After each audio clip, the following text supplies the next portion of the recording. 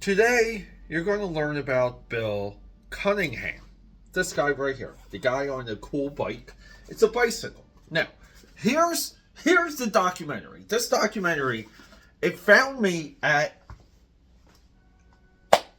this documentary found me at such a wonderful time in my life. I literally was living out of the smallest room possible. Had the internet, had a drawing desk, a fold out couch. It was like those convertible couches. Had a DVD player, but it was like one of those like portable flip up ones. And on that DVD player, I would watch The Warriors, The Aviator, and Blood Diamond. Those were the three movies I had on repeat. It seemed like 2 years. This is all me transitioning my life, and I was building a little bit of a path to how I ended up in Philadelphia, PA. But during this sweet spot, this documentary, and I want to say I saw it on Justin.tv or Justin TV, where people would just broadcast things. There was like these broadcast channels. Like, I believe that became Twitch, that website. So I see this documentary, and at the time, like, I was more obsessed with like Andy Warhol. I was more into like high fashion and fine art than I was comic books and movies. But I liked watching The Warriors and The Aviator, the DiCaprio one, just because it was just about like being tough and getting stuff done. A lot of the Peter Now was built during that time. So I see this documentary, and knowing what I knew then about the Andy Warhol diaries and the Andy Warhol like time capsules, and I knew in his museum, it was just everything was like organized in these like perfectly available boxes, and that's how they do the museum curation and publish all of his books. Is everything is wonderfully organized in the way they can say, hey, what has Andy Warhol touched when it comes to cowboys, and boom, and you get all the cowboy stuff, and then there you go, you can have a cowboy book and a cowboy exhibition. And in this documentary, we we have a look at Bill Cunningham's house, like his room in this apartment that's like rent controlled. It's maybe no bigger than my production room. Hey, if I could go back to those days and put a mattress here in the production room and live that life, I think I would. I would just need that and a gym, and I would just be like a pig rolling in shit. So seeing the filing system, how every single picture that this guy took, every single negative was filed away perfectly, that led to my march for AKAPAD.com and what that site is now. Now, AKAPAD.com, I put out a tweet a day or two ago just saying I may back off from all of these videos and podcasts to focus on the website. The website was at fruition a couple of years ago, but it took me a few more years to get a couple of these other things, like get the live streaming, get the video rollouts, organize a lot of the AKAPAD Army. But when I speak of AKAPAD Army, I'm speaking of the individuals the resources that I can tap. And a lot of these people are faithful. They want to see me succeed, and we all have our vested interest. So we had that website to a point, and then all these other things had to get figured out. I had to streamline my drawing, my production process, my illustration process, so I can just kind of like sit down and in my view, do something worthy, something that is good for the eyeballs. So that took almost like probably an additional 3 years maybe. But we're now like fully complete. So we just got to focus on the website. But what I saw in this documentary, and there was like another PBS documentary about Andy Warhol that would just stream on Justin.tv. I believe I may have even had it as a DVD at one point. I'm pretty sure I did, because I think I had a special order from Barnes & Noble. There was like this 4-hour, might have been even 6-hour, 2-part Andy Warhol American Experience documentary. So it's like this composite, like this idea of living well below your means and being so focused on your work, that is all that there is, and that's all that you have. And then these other things will blossom out of it. And, you know, I'm still trying to get there. But Bill Cunningham, this documentary completely opened my eyes and just transformed. It literally transformed my whole approach. So I want to share, you know, the book that kind of came out of that documentary. I want to share this with you guys. I think it's important. I want to, the documentary still might be, you know, even though it's probably, you know, illegal, I'm pretty sure the documentary is on YouTube. I'll include that down below. These are one of the rare times where I don't care.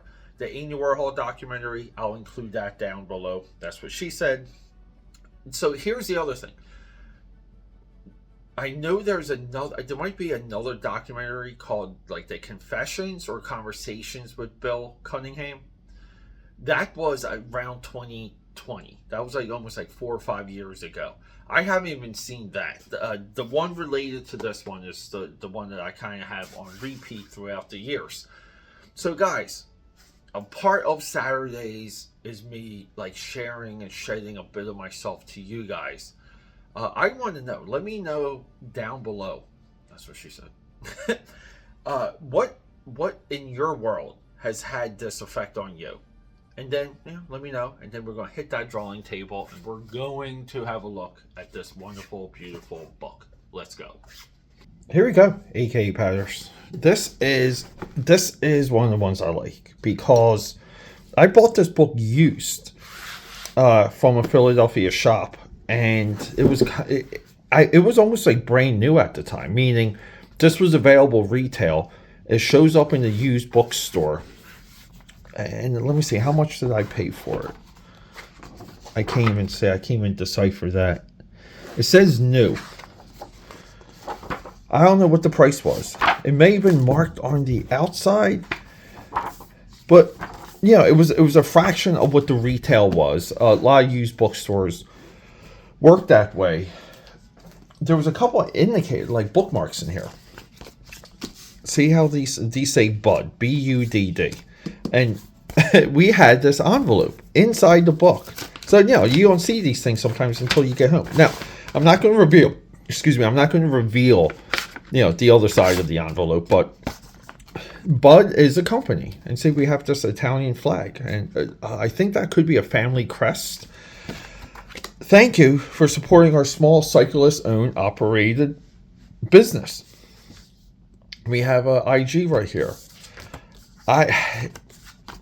I love this promotion. I love that the person who owned this at one time clearly was a cyclist. So Bill Cunningham, not to be mistaken with Bill Willingham of comic book lore, he rides around on his bicycle in New York City documenting fashion.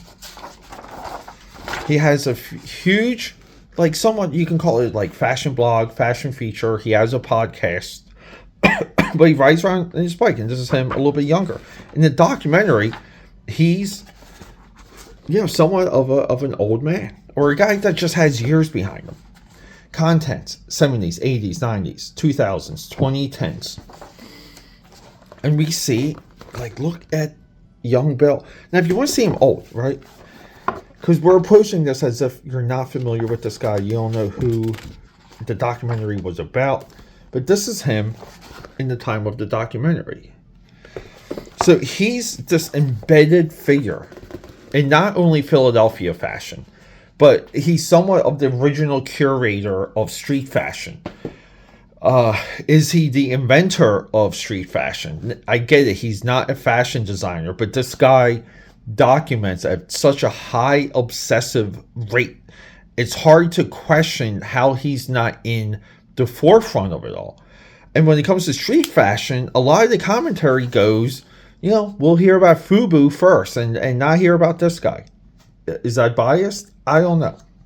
We have a Kathleen Horn introduction. Not going to get into detail about that. But here, look, notebooks Bill kept during his coverage of the Paris Fashion Show in the 60s. Isn't that awesome? This is what we strive for, my AKAPADers.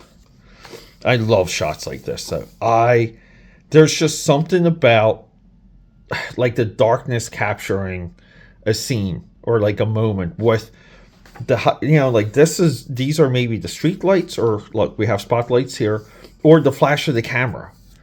And it's a moment that in a way is enabled via technology with what the camera can do. So we get into the 70s. And he's just one of these guys that is all over the place.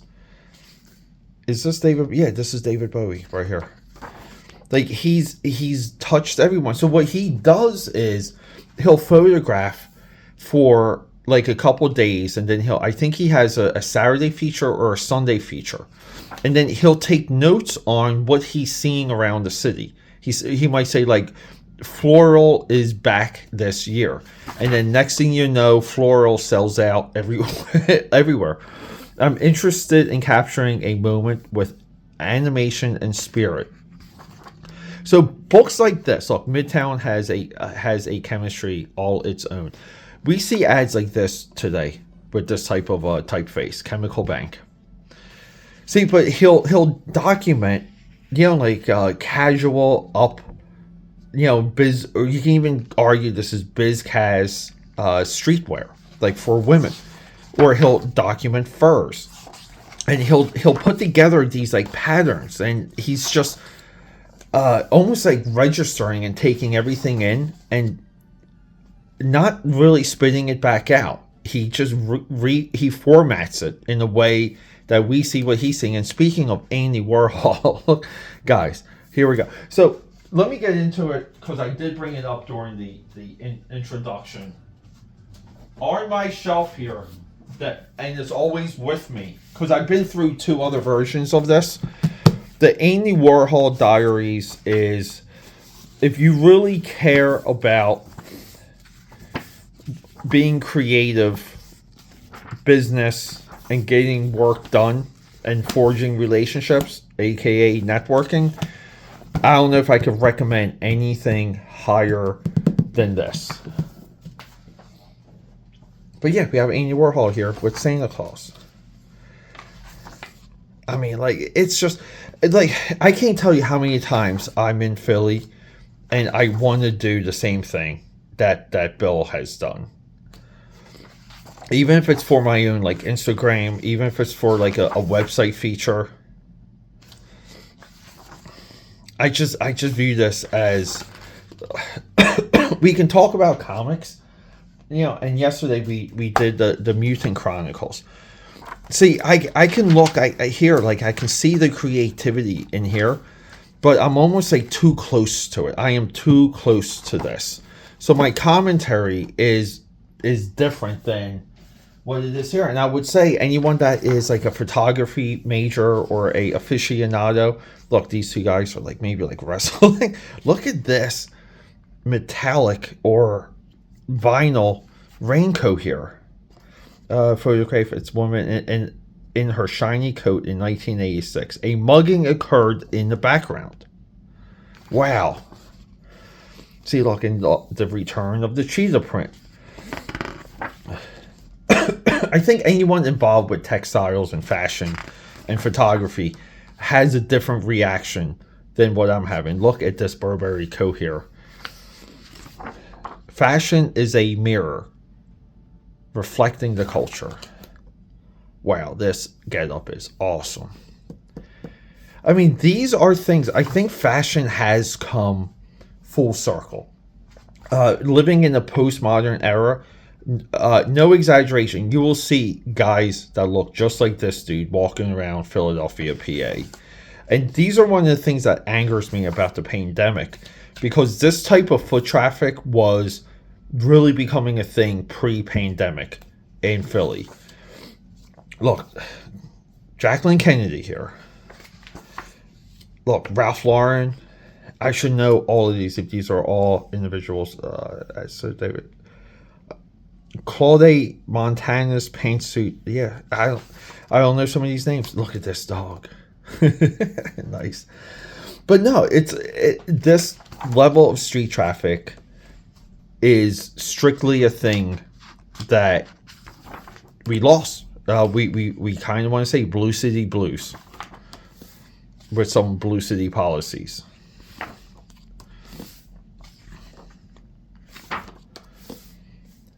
And I had this around for a little bit when I first bought it. I love this guy's Canadian tuxedo. Look at these pockets. See, so this is, you can tell this is a workman's or a worker. This is like these are construction pants, because these are meant for tools.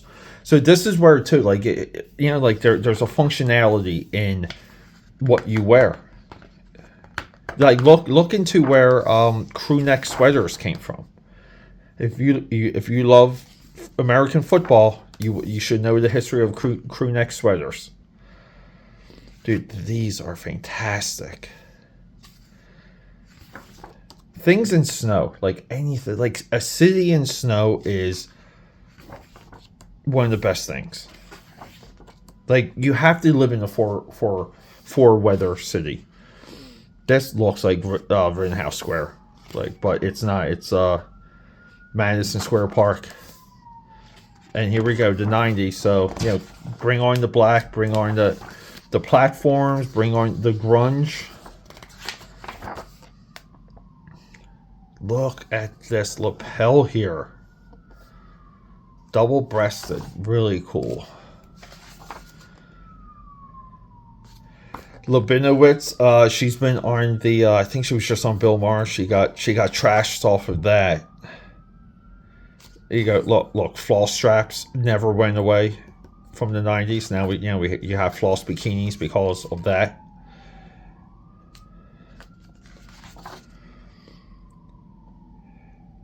And here we go. The birth of the logo, the birth of the brand, where the fashion houses, their logos became patterns.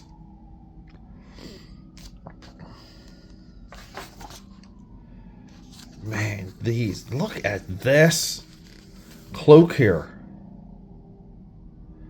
This is so wild.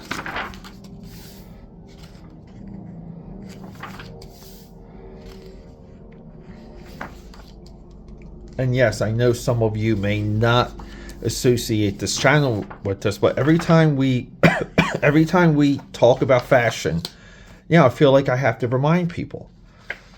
This is a part of the creation process. You should be able to flip through something like this and know some things, not know it all. Look, dude, look at these dogs with the Burberry vests on. So some of this too is, I talk a lot about, I should be able to pinpoint cars a little bit better, which is I've been trying, which is why I kind of surround myself with Hot Wheels now. I'm like just always buying and researching Hot Wheels to learn about cars. I should be able to do that with dogs, and I don't think I can. Like, like we have a collie here. We have, say, I came in like maybe a bulldog, maybe a pug. Like I'm not good with identifying dog species. It's like Pomeranian, Scottish Terrier. I feel like I could be a little bit better. Like, these look like greyhounds. These also look like the giant bunnies from the Dark Crystal, just with the straggly fur. But look at what she's wearing. Sky blue is it's becoming one of my favorite colors. I love the combat boots and the rolled up jeans here. Look, I love this guy with the blazer and uh, the plaid shirt tied around, or the flannel tied around his waist.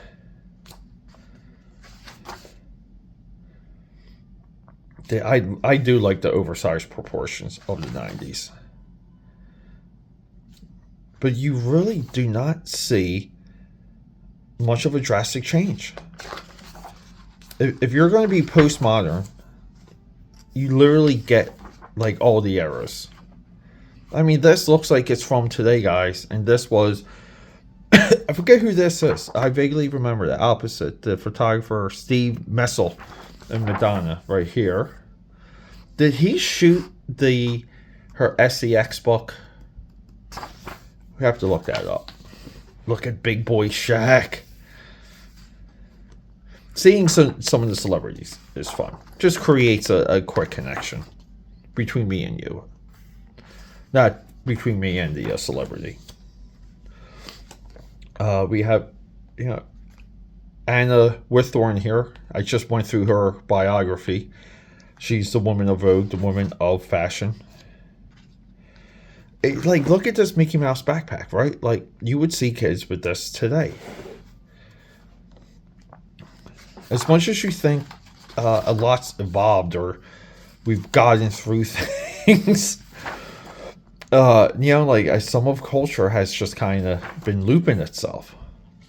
I just love to see wonderfully dressed women, and I still do. That's all there is to it. Yeah, there's something to that. This one right here, this girl looks like she's straight out of where the Wild Things Are. I mean, right here. We got the book. If you're gonna have any children's book on your shelf, have Where the Wild Things Are.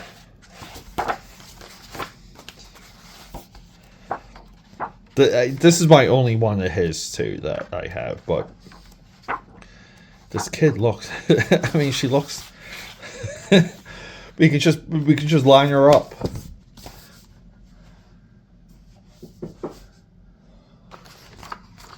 The 2000s, 9/11. Wow, what a unifying moment! Look, see even how he can document that everyone.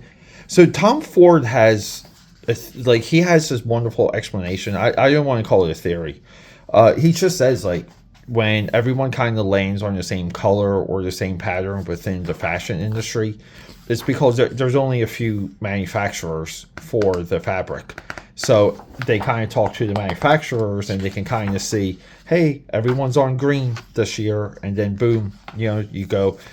Look at this one with the Eiffel Tower. Yeah, and then next thing you know, you're shopping, trying to rebuild parts of your wardrobe, and that season has everything purple or everything, here we go, everything green.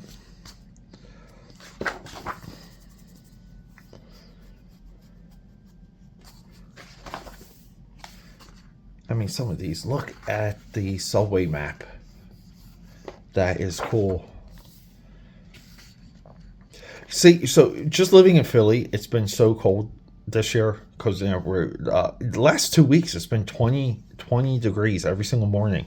I need a hat like this. Like I need something that can help my ears, and I do have knit caps and knit hats. I should be a little bit better with even using those. See, I love the shapes and some of these proportions. Like even this one. I don't know why. It's you can always argue function, form follows function, or does it have to be functional? I don't know. I don't really care sometimes. Because I'll even buy a t-shirt with just how it fits. Sometimes you buy a t-shirt for what's on it, for if it's ironic or vintage or somewhat of a, dare I say, somewhat of a flex. Meaning it's, you spend some money on it. I love this pattern right here. And you kind of want to say, oh, purple beret. See, these are the fun exercises. Purple beret, right? Clearly a red, a red, black, or white beret would be better. But if we were to use a different color that's not in the pattern of her trench here, right? What would work? I kind of want to say blue would work. You got some Obama stuff here. Look at that. So like, and this is where the fashion brands really even took over casual. Like, I know these shot up in value because they were, yeah, Louis Vuitton made purposely fake bags to kind of counter the the factories ripping off their work and selling it. There's just like so many moments, and you look at stuff like this, right? And it just triggers stories and ideas. And look at this little girl with the Burberry scarf. But I do like how, like he just groups all these stripes together. It's almost, and part of what clicked was this guy should have a website that catalogs and documents every single picture that he took. Why not? Look, the Powerpuff Girls backpack. Right? Like, why not? But that's what we're doing with AKAPAD.com. The attraction was mutual. And with Thor. Oh, wow, we have a whole... I didn't even know we had a couple pages on her. You are what you wear. Yeah, there's a side of me that 100% agrees with that.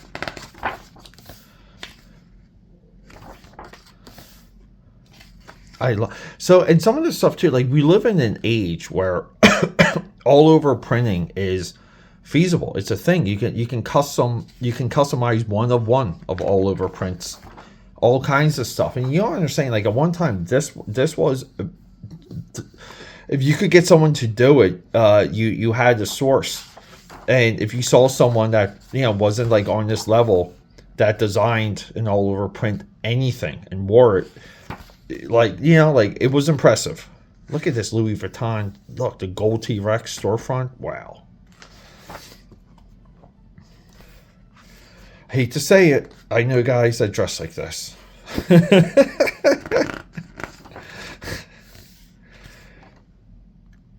I'm not against men floral patterns. I'm not.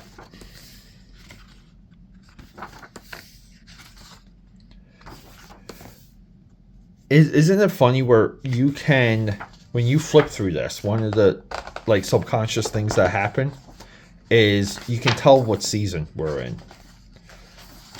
Right? You know what season we're in. This is amazing here, the yellow on yellow. But this is the stuff you would see in Philly at one time.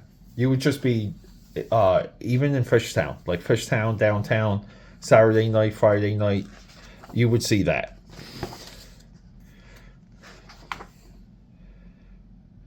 This is such a good book. I don't know what this retails for. I would assume it's still affordable. I love this girl's look. I love the high-heeled high tops. And again, too, at one time, they were custom or high fashion, and now they're just prevalent. So, like, the way that the lines blur sometimes, too, is so interesting. We get some weird furries here. Oh, my God. Or maybe not. Maybe they're promoting Buc-ee's. Guys, in 2025, I will make my way to a Buc-ee's. Look at all of this yellow. There you go. Slushy roads. It's still the city of cities. It's hard to argue against it. Even the state that things are now. But I don't know. I feel like I go to New York fairly often. And I've done nothing but see it improve. But then again, I'm not living there.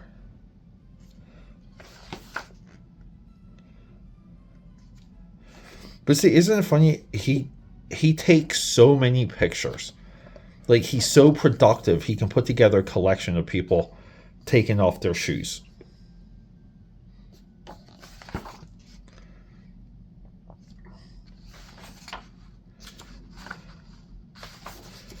Dude, look at the frozen fountain. So, and I'm not 100% familiar with his New York Post feature, but I just think it's a lot of this stuff with like commentary where he's like, this week I saw like khaki trench coats. They seem back. They seem hot. Today was black and white checker pattern. Like, you know, like that's. I think that's a little bit of his contribution. I don't know if he's done like outside photo shoots, if he's shot people, or you know, like shot covers for Vogue or anything. I don't even know. I would assume that the fashion mags license his pictures though. So but that would be through New York Post. But in a way, this is how you make an industry for yourself, right? Like his library itself is just a cash cow. And there he is. That's all you need. Like, isn't that wild? You just need a bicycle. I'm surprised no one has taken up like this attitude and just, you know, made it for like the modern day. It is shocking, but guys, I know sometimes we don't do comics. What can I say?